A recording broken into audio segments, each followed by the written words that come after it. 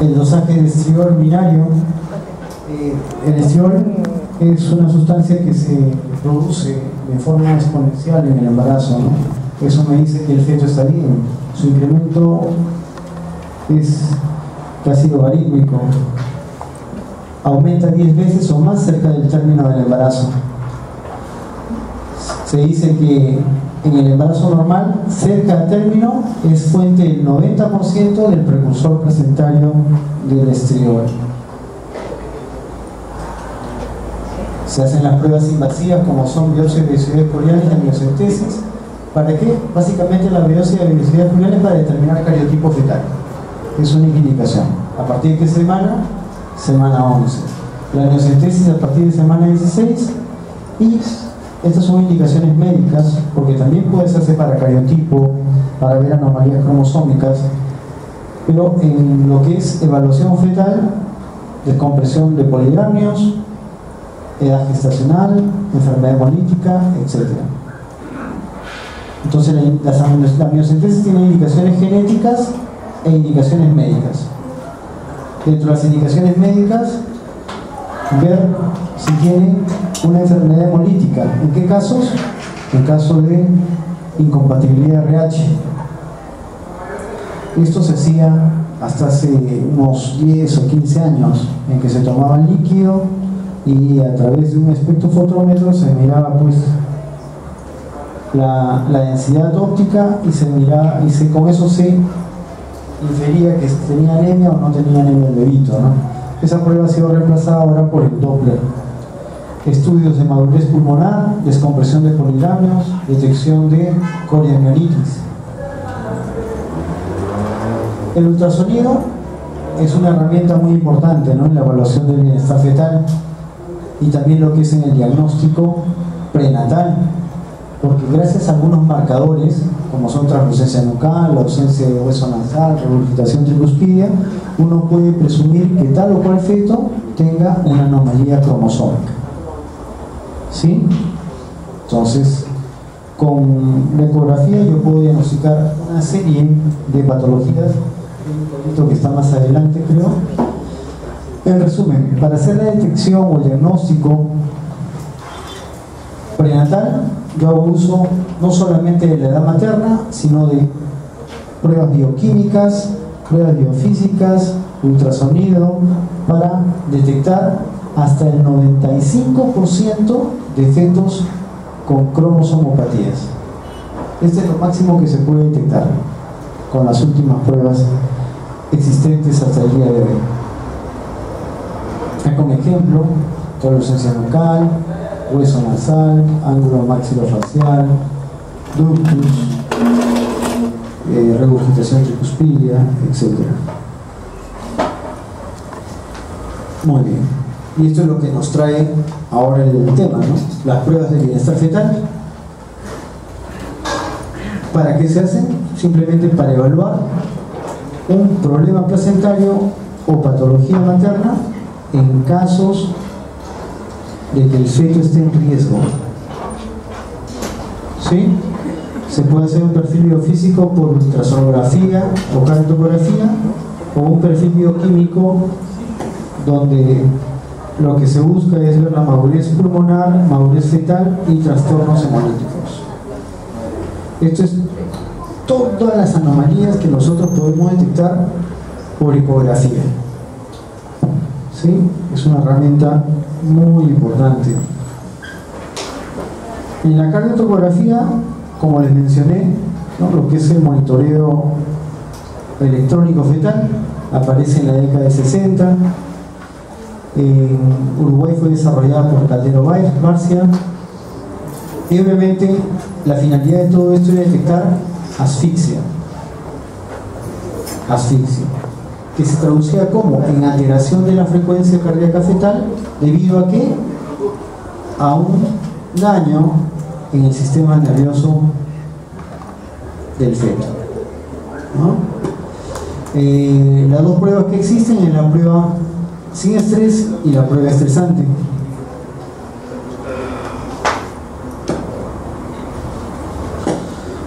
Obviamente la evaluación para ver el bienestar del feto no empieza al final con el monitoreo, porque yo el monitoreo no puedo hacerlo por las 20 semanas.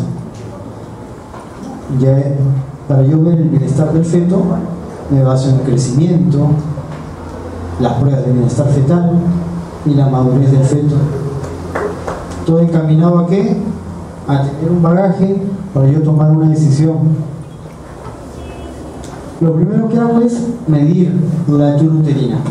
Eso que ustedes han hecho en sus prácticas en el consultorio de obstetricia es muy importante, porque en base a ello, si yo tengo una barriguita grande o una barriguita pequeña, voy a tener una serie de posibilidades en base a la edad gestacional del embarazo que estoy evaluando. Para eso es importante medir bien la altura uterina. Obviamente que si tiene 30 semanas y yo mido una barriguita de 18 o se han equivocado en la edad gestacional, pues el bebito está muerto, ¿no? Entonces es muy importante la evaluación clínica. Y en la ecografía, uno de sus puntos importantes es establecer la edad gestacional. Se dice que la ecografía en el primer trimestre del embarazo es mucho mejor que la FUR. Y obviamente en la evaluación posterior del crecimiento fetal. Lo recomendado es tener 3 ecografías en todo el embarazo, por cada trimestre. Y en base a ello, y con estas medidas, llámese diámetro biparietal, circunferencia abdominal, cefálica y longitud de febo, yo puedo establecer si está creciendo este feto de manera adecuada. Hay escasas evidencias de que la vigilancia fetal antes del parto disminuye el riesgo de muerte fetal en aquellas gestaciones de bajo riesgo. Llámese una señora que no tiene ninguna enfermedad y cuyo embarazo se está desarrollando de la mejor manera, es muy poco probable que una prueba de bienestar fetal me ayude con ella. ¿Sí? Porque yo no entiendo, a veces hay señoras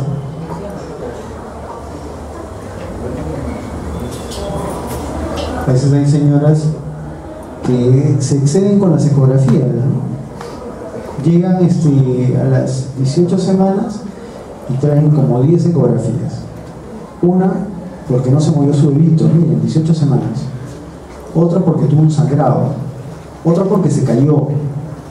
Otra porque su médico le pidió. Otra para ver el sexo.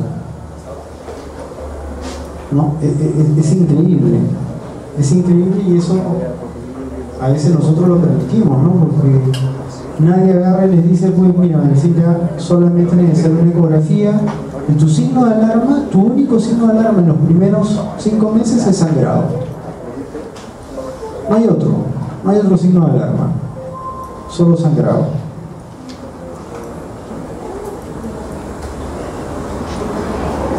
¿En qué pacientes y cuándo comenzar un monitoreo electrónico? En las gestantes de bajo riesgo a partir de semana 40, y en gestantes con alguna patología de alto riesgo semana 32-34, o inclusive desde semana 26 o 28. Incluso esto se podría adecuar en base a la patología que tenga la paciente, ¿no? Si la paciente tiene pues un lupus o tiene una diabetes que no está compensada, de repente las pruebas se hacen con antelación. ¿Cuál es el objetivo de la vigilancia fetal? Prevenir la muerte y evitar las intervenciones innecesarias. Eso es lo que yo les decía de exagerar en análisis que no le va a beneficiar a ella, ¿no? Y las técnicas actuales se centran en esto: evaluar movimientos fetales, respiración fetal, pruebas de estrés, pruebas sin estrés, pruebas de estimulación, perfil físico basal, Doppler. Afortunadamente, estas pruebas tienen un valor predictivo negativo de hasta 99.8%. Quiere decir que si estas pruebas me salen negativas, yo tengo la seguridad de que ese feto está sano, ¿sí? Más no así si estas pruebas me salen positivas, porque los verdaderos positivos van del 10 al 40%. O sea, esas pruebas están elaboradas para detectar fetos sanos. Los movimientos fetales aparecen a partir de las 7 semanas en fetitos normales, ¿no? A la 8ª semana de la fecha última regla, estos movimientos no sobrepasan los 13 minutos. Entre las 20 y 30 semanas ya comienzan a tener ciclos organizados de reposo y actividad. Y es a las 36 semanas donde se establecen los estados conductuales. Los estados conductuales fueron estudiados por Nigius, que según la frecuencia cardíaca, los movimientos fetales y los movimientos oculares, determinó 4 estadios conductuales. De estos estadios conductuales, el feto ocupa el mayor porcentaje de su tiempo en los estadios 1 y 2, ¿sí? Que uno es competir con el estadio de vigilia, sueño, y el 2 de actividad, ¿sí? Hay aceleraciones, oscilación más amplia de la frecuencia cardíaca, hay movimientos corporales frecuentes. El estadio 3 es el estadio donde este fetito tiene ausencia de movimientos corporales y no va a haber aceleraciones de la frecuencia cardíaca fetal. Y el estadio conductual 4, F, es como el despertar, ¿no? El bebito despierta y comienza a tener movimientos vigorosos, aceleración marcada de la frecuencia cardíaca fetal. En base a estos estadios conductuales, que se establecieron en semana 16, uno pues no tiene por qué asustarse si es que hay periodos en el que el fetito no se mueve, porque hay periodos en que el bebito pues también duerme, ¿sí? Sadowski hizo una investigación y registró los movimientos de los fetos en base a 12 horas de observación, ¿no? Y él dijo pues que la actividad fetal reducida fue la que antecedió a los fetitos que se morían, a los óbitos. Que hay distintos métodos para investigar esto: el tocodinamómetro, el ecógrafo o la percepción materna. Y en base a ello, él agarró y estableció, se hicieron otros trabajos posteriores. Rainbow, en el 80, dijo que el 80% de movimientos que se observaban en ecografía eran percibidos por la madre. Otro autor, Johnson, dijo que después de la semana 36, las embarazadas solamente perciben 16% de los movimientos que son registrados por cualquier dispositivo. ¿Qué dijo Sadowski? Que él se sentía tranquilo si en un lapso de 12 horas este bebito se movía 10 veces. Con 10 veces era un conteo tranquilizador de movimientos fetales. Entonces, nosotros sabemos que la percepción clínica de los movimientos fetales empieza a los 18 o 20 semanas, que estos movimientos fetales aumentan progresivamente a las 32 semanas, que coincide con el volumen máximo del líquido amniótico, que se valora de forma indirecta con los movimientos fetales la función del sistema nervioso, porque me dice la integridad del sistema simpático parasimpático. Pueden ser visualizados por ecografía, por tocodinamómetro, etc. Y normalmente se deben sentir 3 movimientos por hora o 10 o más en un lapso de 12 horas. ¿Qué recomendaciones le hacemos? Esta es una de tantas, ¿sí? Hay algunas recomendaciones que dicen que el conteo debe realizarse a la hora de acostarse. La señora tiene que estar en el decúbito lateral izquierdo, colocar las manos extendidas sobre el abdomen y contar por un tiempo de 30 o 60 minutos. Otros dicen no, es después de cada comida, media hora después de cada comida comienzan a contar por 30 minutos, suman esas 3 veces y luego cuando se van a acostar 30 minutos más. O sea, hay N formas de tener un conteo de los movimientos fetales. La causa más frecuente de disminución de movimientos fetales en nuestro medio es el desconocimiento por parte de la madre de un control adecuado. O sea, la mamá no aprende a controlar movimientos fetales. Entonces, eso es en nuestro medio. En otros medios tienen que pensar ya en patologías. Obviamente que nosotros no es que le digamos a la señora se va y le enseñamos a contar, simplemente se le pide una prueba de bienestar fetal que está indicada, que es el test no estresante. 2. En el 72 se dio cuenta de que la respiración, que es otro dato físico para lo que es una prueba de bienestar fetal, en los fetitos tenía un comportamiento paradójico. Nosotros cuando respiramos hinchamos el tórax, en el bebito no, en el bebito ocurría lo contrario, ¿no? Cuando inspiraba se hinchaba el abdomen y al revés, ¿no? Expiraba, el abdomen regresaba. Entonces, la frecuencia respiratoria de que un inicio es tan frecuente como 240 ciclos por minuto, a medida que disminuye el volumen respiratorio a las 33 semanas, esta frecuencia respiratoria disminuye. También encontraron diferencias entre el día y la noche. En la noche la frecuencia respiratoria disminuye. Y se dieron cuenta también que después de que la mamá comía, la frecuencia respiratoria del bebito aumentaba. Se han observado periodos con ausencia de respiración de hasta 122 minutos. Debido a que la respiración es un dato importante, se ha unido o se ha hecho parte de lo que es el perfil biofísico.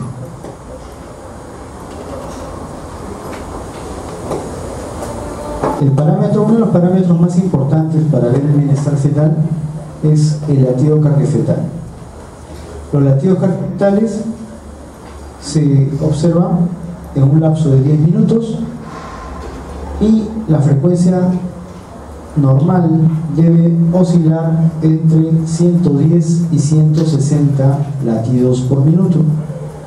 Por encima de 160 estamos ante una taquicardia que puede deberse a múltiples factores, ¿no? A fiebre, a hipoxia, que hemos conversado, y la bradicardia fetal, cuando es menor de 110 latidos, también tienen causas patológicas que la pueden ocasionar. El monitoreo electrónico fetal es un método no invasivo donde se registra simultáneamente la frecuencia cardíaca fetal y la actividad uterina. ¿Se usa para qué? Para investigar hipoxia. Y no solamente puedo hacer yo un monitoreo electrónico fetal externo, sino también hay monitoreos electrónicos fetales internos, que no se usa mucho, por lo menos en la sede donde yo vengo no lo he visto, pero sí está recomendado. Y es más, hay aparatos, hay cardiotocógrafos que vienen adicional con otros aparatitos que me ayudan a medir la saturación de oxígeno del feto, ¿no? que son usados en trabajo de parto. Esto de acá es anteparto. Test no estresante, test estresante. Se ha demostrado que el uso del monitoreo electrónico fetal disminuye el riesgo de convulsiones neonatales. Esto en embarazos de alto riesgo. También reduce el número de admisiones hospitalarias y de hospitalización. No hay un efecto significativo sobre la morbimortalidad perinatal. Tampoco produce incrementos en las intervenciones, como cesáreas o inducciones innecesarias. Obviamente que la utilidad del monitoreo electrónico fetal es limitada por la variabilidad entre el observador y debe ser usado junto a otras pruebas de bienestar fetal. ¿Y en qué se basa? ¿Cuál es el fundamento de realizar un NST? La premisa es que un feto sano va a reaccionar ante los movimientos fetales. Un feto sano que está íntegro se mueve, obviamente va a tender a acelerar, ¿no? Es como ustedes, ¿no? Ahorita que están durmiendo algunos, obviamente ellos no van a reaccionar, ¿no? Ellos tienen un estado no asegurado. En cambio, ustedes que están alertas, si les dicen ahorita que hay un examen relámpago, comienzan a acelerar, ¿no? A tener taquicardia. Es igual lo que pasa con el feto, ¿no? Un feto íntegro, sano, con el movimiento tiene que acelerar, ¿ya? Es un feto que responde al estímulo. Y estos resultados del NST varían según la edad gestacional, ¿no? Si yo lo hago entre las 24 y 28 semanas, puedo tener un 50% de fetos que están sanos, pero que me sale un patrón no reactivo, ¿no? Y si tengo fetos entre las 28 y 32 semanas, ¿no?, que están sanos, puedo tener una lectura de un 15% de fetos no reactivos. ¿Cuándo se hace un MST? Según la literatura, dice a partir de las 24 semanas. 24 semanas en otros países, ¿por qué? Porque ellos sí tienen la capacidad resolutiva para poder responder ante un problema. Imagínense haciendo el MST nosotros, sabiendo que a las 24 semanas me puede salir más del 50% de no reactivos, yo me pongo la soga al cuello.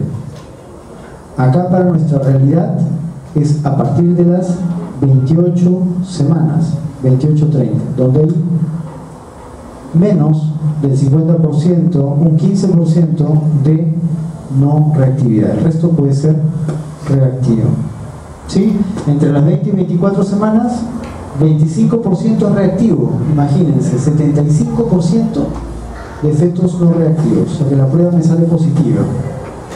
Pero como ya hemos mencionado, esta prueba no me sirve para detectar enfermos, me detecta sanos, ¿no? Y entre las 32 y 42 semanas es como si fuera un término de fetos reactivos.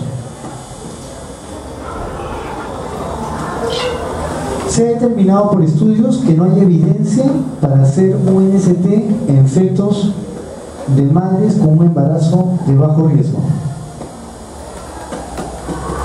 salvo que estas señoras ya estén llegando o pasando las 40 semanas. Acuérdense ustedes que las 40 semanas coincide con la fecha probable de parto. Teóricamente se estarían pasando y estarían yendo a las 41 para agarrar e inducir el parto.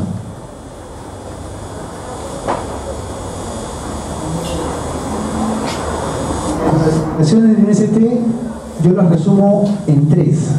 Ahí tienen ustedes una lista de indicaciones maternas e indicaciones fetales, y dentro de las indicaciones están las patologías maternas que complican al feto. Esa es una. La otra es la disminución de movimientos fetales, y la otra indicación es cuando este embarazo tiene más de 40 semanas.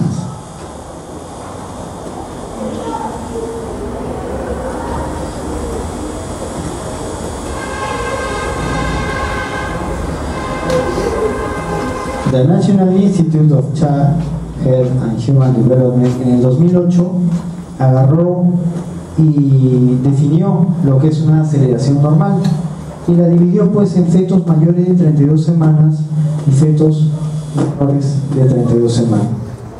Para que el feto tenga una aceleración adecuada, esta debe ser mayor de 15 latidos por minuto o más por encima de la basal, y que duran 15 segundos o más, pero menos de 2 minutos.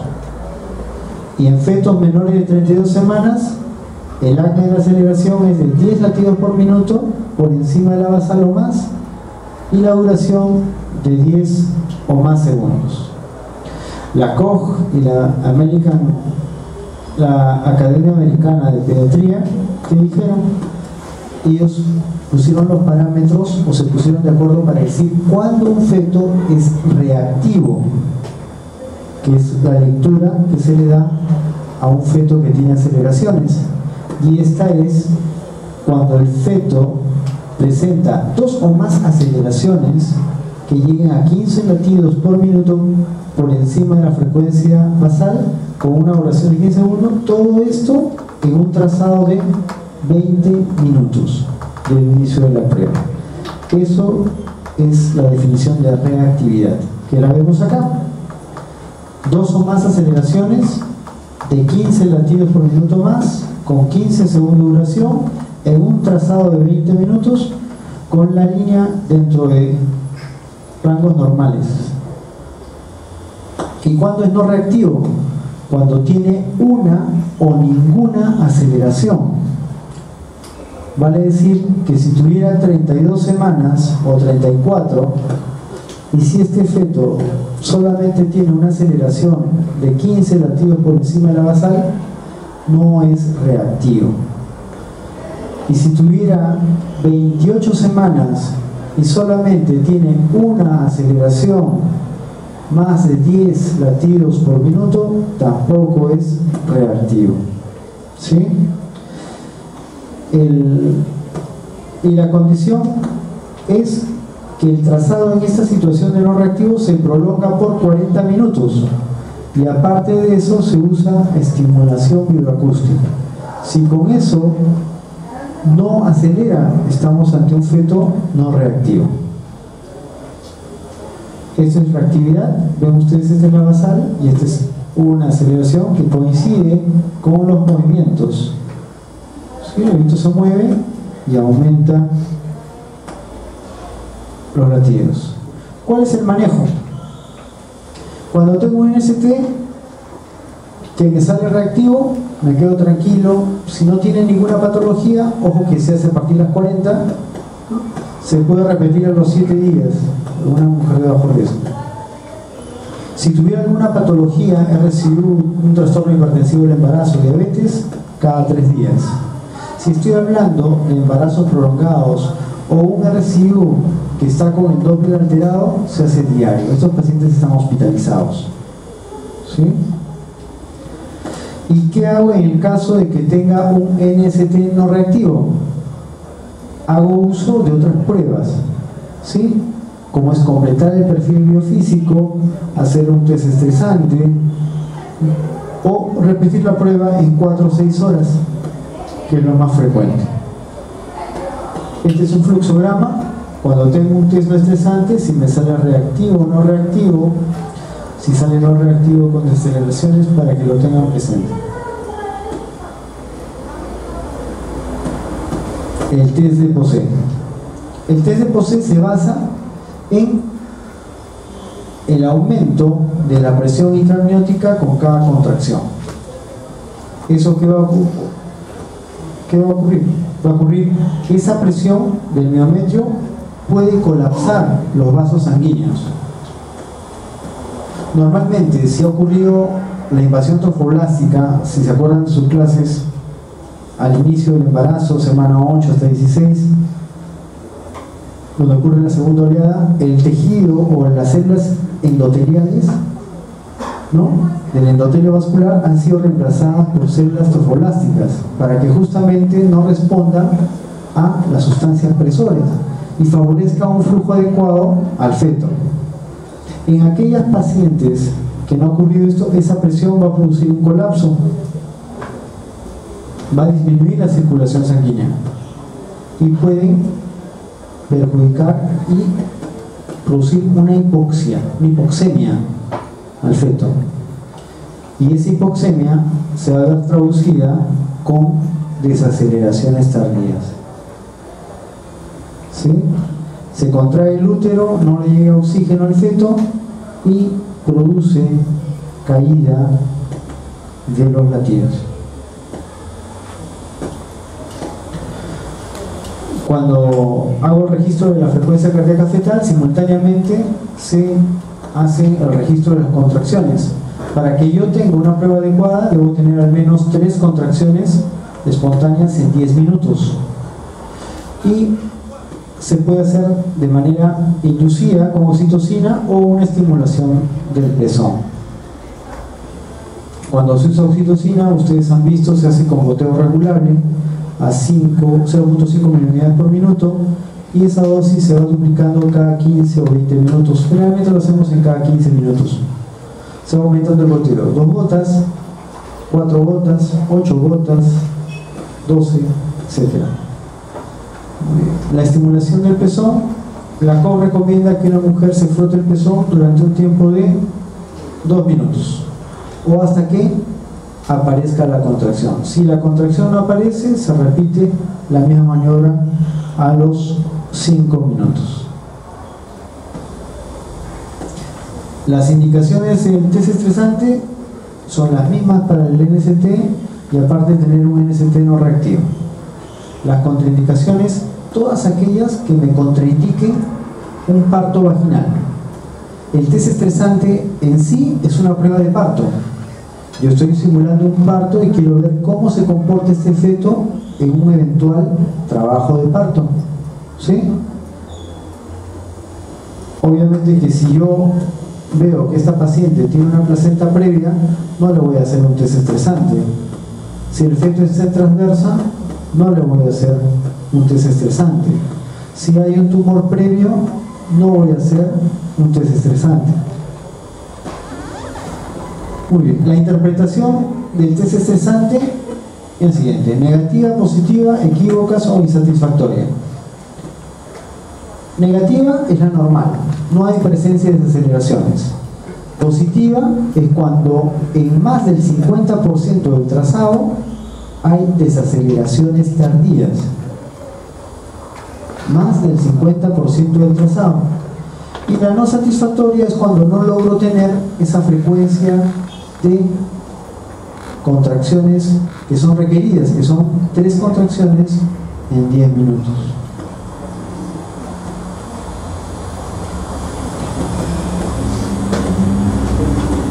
Hace un momento hemos desarrollado algunas variables que se usan para lo que es el perfil biofísico, ¿no? Hemos hablado de movimientos, hemos hablado de movimientos respiratorios, movimientos corporales. Sí, todo eso se usa para valorar lo que es el perfil biofísico.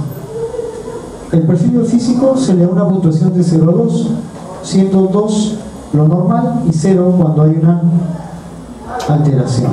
El puntaje máximo de un feto sano es 10. Entonces, yo tengo componentes que son la prueba sin estrés, que es el test no estresante, y por ecografía veo 4 parámetros, que son la respiración fetal, los movimientos respiratorios, los movimientos corporales y el volumen de líquido amniótico. ¿Sí? Cada uno de ellos tiene unas condiciones para obtener 2 puntos. Pues, obviamente, el test estresante reactivo es 2 puntos. Que yo encuentre un movimiento respiratorio que me dure 30 segundos en un lapso de 30 minutos, vale 2 puntos. Que tenga el bebito 3 o más movimientos definidos del cuerpo en un lapso de 30 minutos, que dura la prueba, son 2 puntos. El tono es un episodio de extensión de alguna extremidad, extensión y flexión. Y el volumen de líquido amniótico se mide en el pozo. Un pozo mayor de 2 centímetros o más me da 2 puntos en la clasificación. Ahora, ¿qué hago cuando yo tengo estos puntos? Ausencia de asfixia, cuando tengo 10 sobre 10, 8 sobre 10 u 8 sobre 8, esto es sí test estresante, pero con líquido amniótico normal. ¿No? Y los demás ya tengo diferentes grados de asfixia. Por ejemplo, mayor 8 acá. Cuando tengo 6 puntos con líquido amniótico normal, ya tengo la sospecha de probable asfixia. Cuando el líquido amniótico está normal, ya la incidencia es de 89.000. Si seguimos bajando 4 puntos, 91.000. 2 puntos, 125 en 1000, y acá hay certeza de asfixia, y cuando todos los puntos salen malos, miren cómo van, 600 en 1000.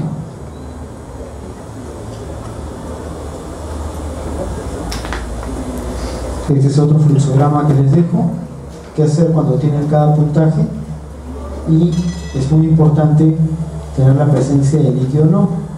Hay un perfil biofísico que es el perfil biofísico modificado, y el perfil biofísico modificado solamente hace uso de un test no estresante y el cálculo del volumen del líquido amniótico, ¿sí?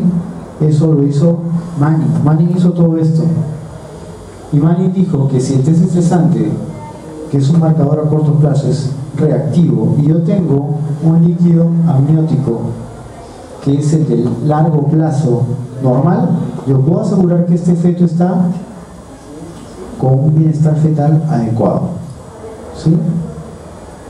Imagínense, ¿no? Hoy dijo yo el NST, eso es en este momento, y tengo la medida del líquido amniótico que me dice desde qué tiempo puede estar mal. ¿Y cuál es el objetivo de realizar el monitoreo fetal intraparto? Identificación de la hipoxia fetal para prevenir la asfixia fetal y muerte. El test estresante es muy sensible para detectar hipoxia. No es específica para lo que es acidosis, para eso se usan otros métodos. Y se pueden observar cambios de la frecuencia cardíaca fetal en lo que es el trabajo de parto. Hay una sensibilidad del 93%. Esta prueba, el test estresante, sí me detecta enfermos.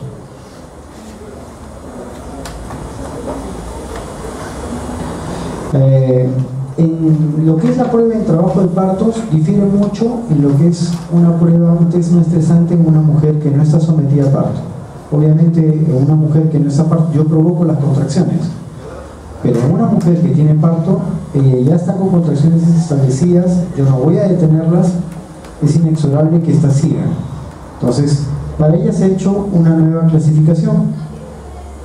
En el 97 hubo una clasificación Niche que decía, clasificaba los resultados en patrón de estrés, patrón de distrés, y un feto normal era el patrón normal.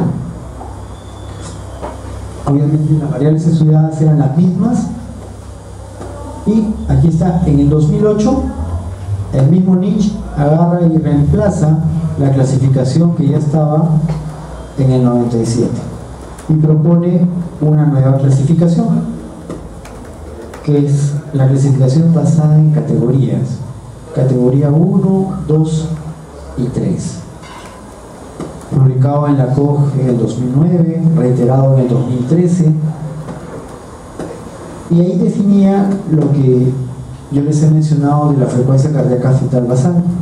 Yo pienso que todos sí sabían que la frecuencia cardíaca fetal basal era de 110 a 160, ¿verdad? Todo eso manejan en todos los hospitales. Muy bien, eso quedó establecido ya desde antes, desde el 97. Entonces, para tener una frecuencia cardíaca, la basal, debe de durar 10 minutos. Pueden tener oscilaciones en la línea de base que van hasta 25 latidos. La línea de base debe ser mínimo de 2 minutos según un periodo de tiempo de 10. La frecuencia cardíaca fetal basal va de 110 a 160. Taquicardia y bradicardia es lo que ya les he mencionado. La variabilidad puede ser ausente, mínima, moderada o marcada.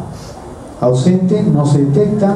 Mínima, de 5 latidos a menos. Moderada, de 6 a 25. Marcada, superior a 25 latidos por minuto. ¿Y qué es la variabilidad? Variabilidad es la diferencia de latido a latido en un minuto, en el rango de un minuto de tiempo. La aceleración es lo que hemos estado conversando hace un momento, ¿no? Un feto sano, debido a un estímulo, acelera la frecuencia cardíaca fetal y tiene parámetros. Cuando es a las 32 semanas o más, 15 latidos de aumento, Y cuando es antes de las 32 semanas, 10 latidos. ¿Desde cuándo lo hacemos? A partir de las 28 semanas, por nuestra capacidad resolutiva. Si hay centros que tienen neonatólogos y todo el aparataje que manejan fetos con menor edad gestacional,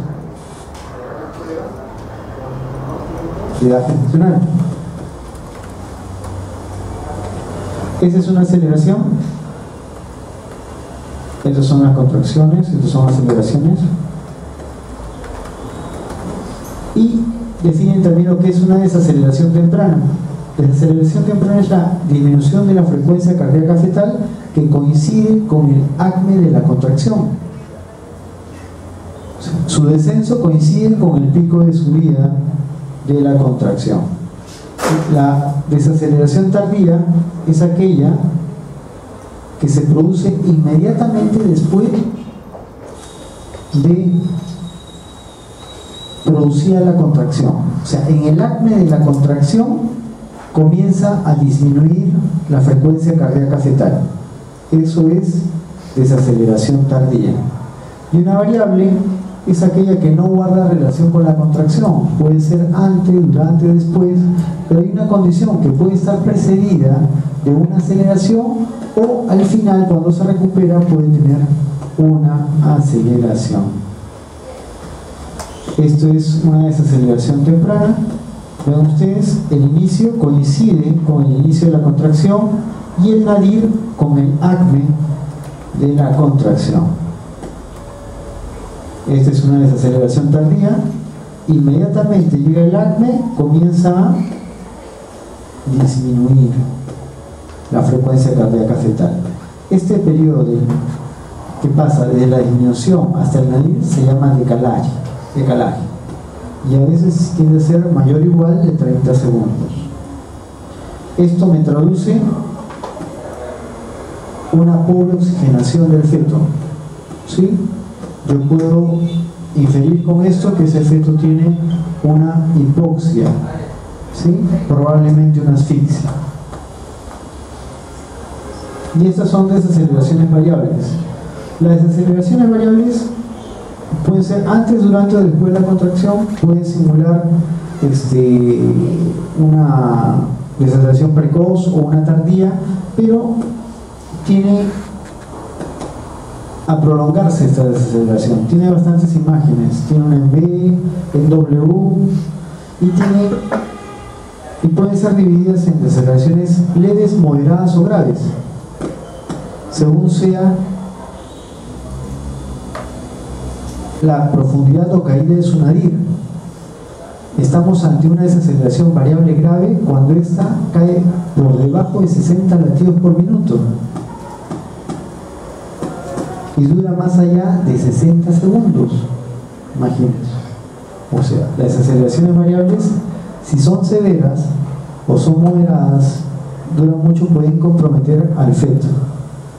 Generalmente las desaceleraciones precoces se producen por compresión del cordón, por compresión de la cabeza. En el momento del expulsivo, ¿no? La cabeza está comprimida por el feto en el momento de la contracción, en el expulsivo, y esto produce por un reflejo vagal que la frecuencia cardíaca fetal cae. Las variables, estas están generalmente relacionadas con compresión de cordón.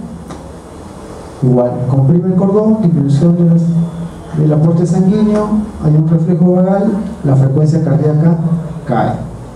Mas no así las tardías, que su origen es falta de aporte de oxígeno al feto. Hay también lo que se conoce como las desaceleraciones prolongadas, son las que duran más de 2 minutos pero menos de 10 minutos. Si tengo una desaceleración o unos latidos que persisten más allá de los 10 minutos, estoy ante un cambio de basal. ¿Ya? Atención en esto, porque esto puede ser pregunta de examen. ¿Sí? No despierten a los que están dormidos para que jalen. Y el patrón sinusoidal, que este es un patrón premorte. Este patrón, la frecuencia cardíaca fetal, tiene ciclos pequeños. Es un patrón ondulante y tiene esta imagen. Esto representa una emergencia. Cuando tenemos así un test con este patrón, es indicativo de estar inmediatamente a sala porque ese bebito se está muriendo. Y esto es lo que les hablé de categoría 1, normal, categoría 2 y categoría 3. Acá sí hay un estado de acidosis. Apréndanse por favor los requisitos, los criterios de estas categorías. ¿Sí? Categoría 1, todo normal, la frecuencia cardíaca fetal está dentro de parámetros normales, la variabilidad es moderada, no hay desaceleraciones tardías ni variables, puede haber desaceleraciones tempranas y las aceleraciones pueden estar ausentes o presentes. Acá ¿qué tengo que? Precoces, ¿no es cierto? Son desaceleraciones precoces, esta es una categoría 1. En la categoría 2 puede haber bradicardia sin disminuir variabilidad. Puede haber taquicardia, la variabilidad puede ser mínima, ausente o moderada. Puede presentar desaceleraciones. Estas pueden ser variables o tardías. ¿Sí? Este estado es un estado indefinido.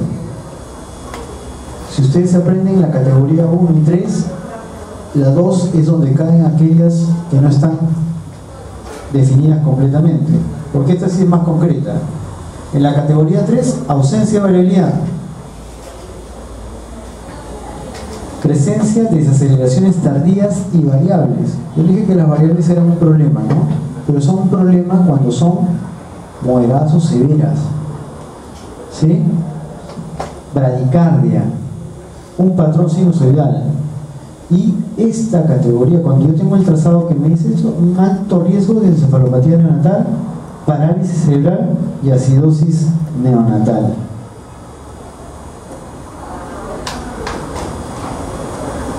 ¿Sí? La otra es una variable severa, esta es una desaceleración tardía, 100% del trazado, desaceleración variable severa con tardías, categoría 3, esta es una variable severa, miren cómo cae, muere. Cuando es categoría 1, yo estoy contento, estoy tranquilo, y ahora muy bien en su trabajo alto, así que le doy sus medidas generales, ¿no? Su hidratación y su monitoreo intermitente. Y en la categoría 3 hay que actuar rápidamente, obviamente para evitar secuelas. Si yo tengo a la paciente que ya está para nacer, favoreceré que salga el parto lo más rápido posible, pero si está lejos del expulsivo, debe entrar a cesárea.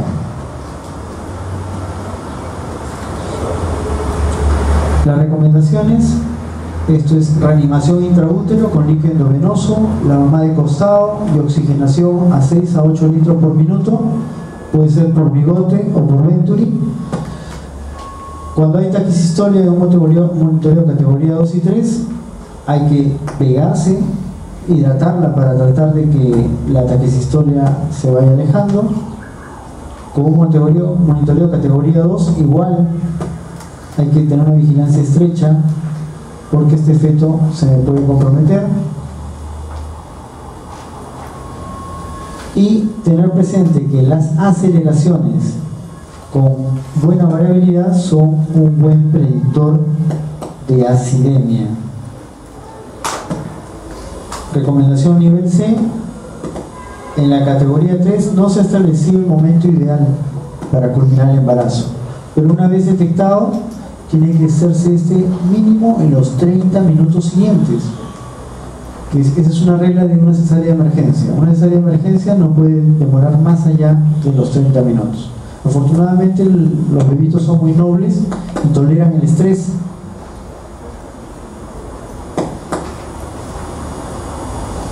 Otras pruebas usadas para lo que es el bienestar fetal es una prueba biofísica que es el Doppler.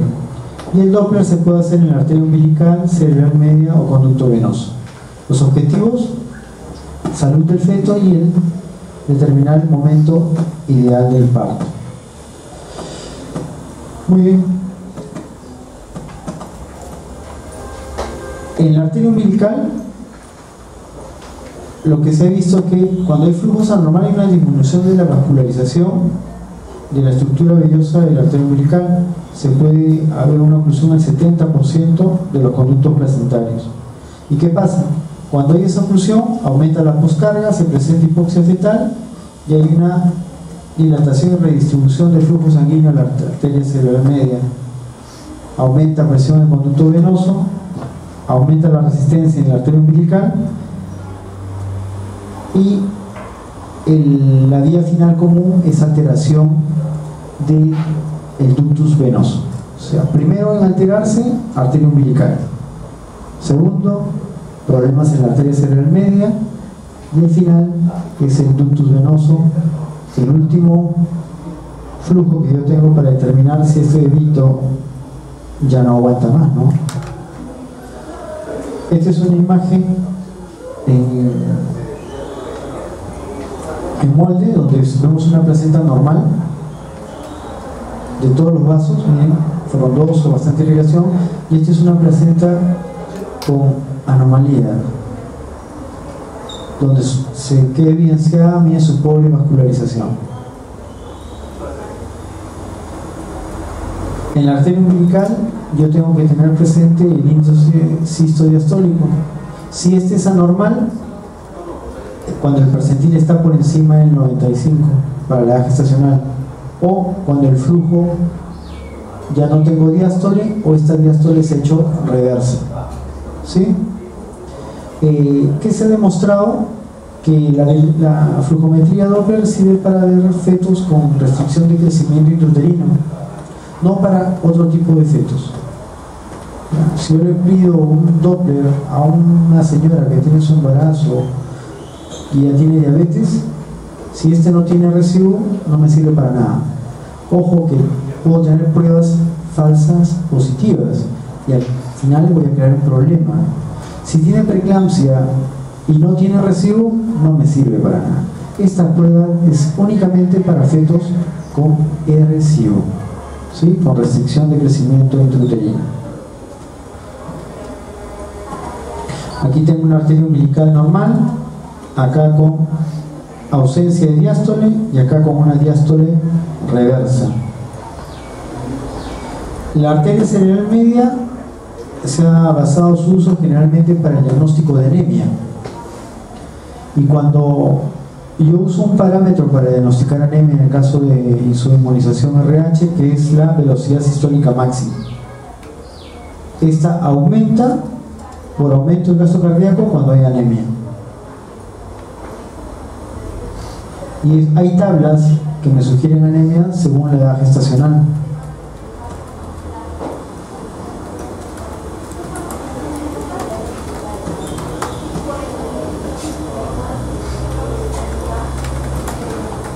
Y el conducto venoso, que es la prueba final, es el tope.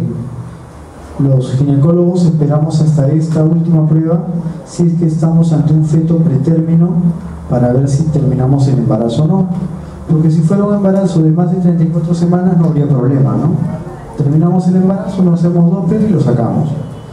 Pero en este caso, cuando es un pretérmino, hay que esperar, porque tenemos otros problemas como trastornos metabólicos, pulmonares, etcétera, en el feto que pueden ensombrecer su pronóstico. Y cuando tenemos problemas en lo que es el conducto venoso, nos fijamos en la onda, y en la onda, básicamente en la onda A. Esta es una gráfica de ductus venoso normal, y acá vemos cómo la onda A, que está acá normal, se hace negativa. Este es un feto que ya está comprometido.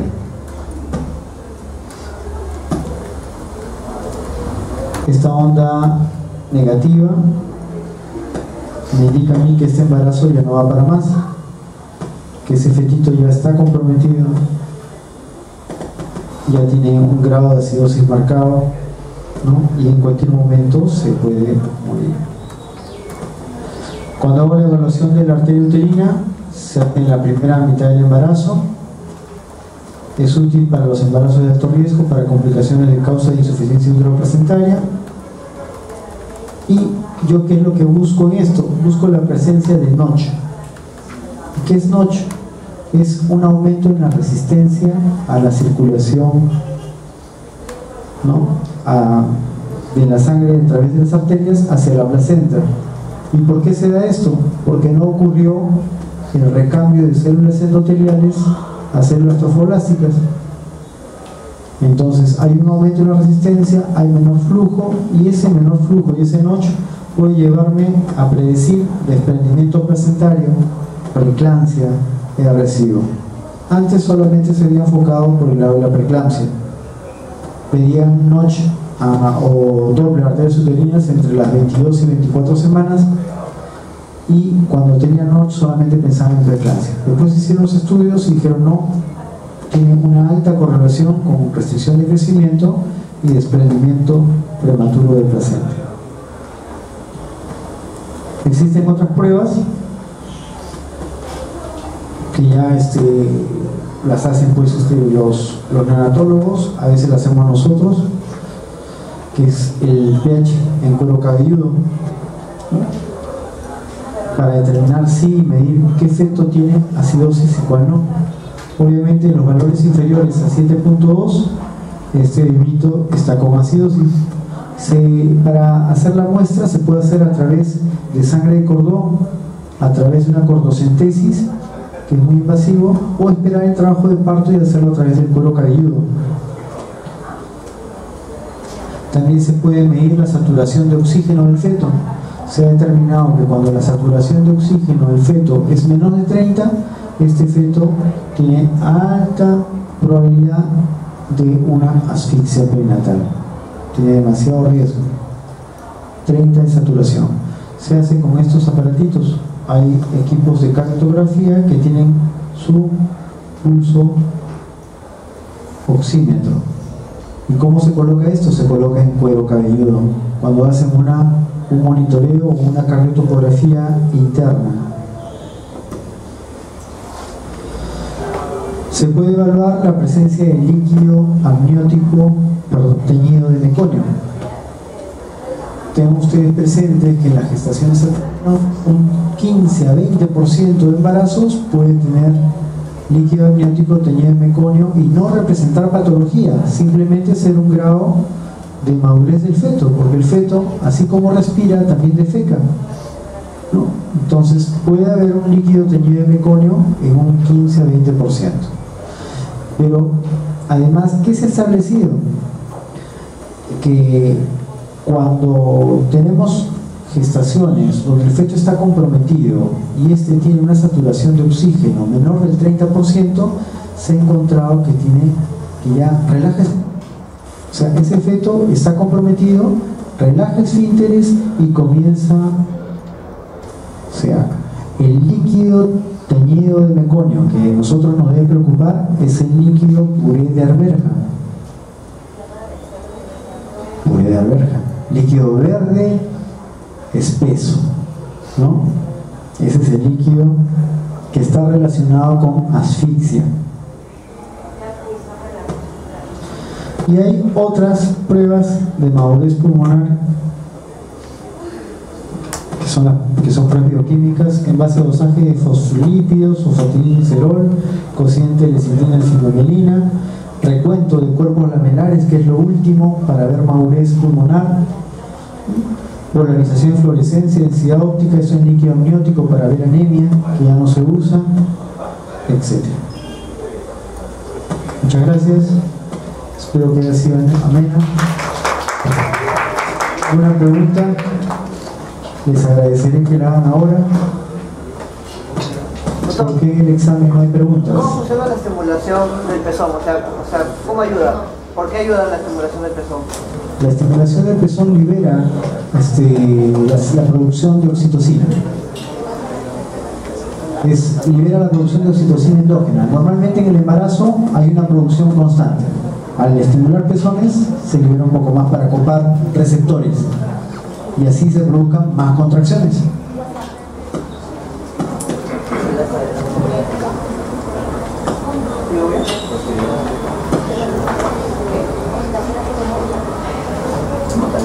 Bueno, si no hay más preguntas, muchas gracias.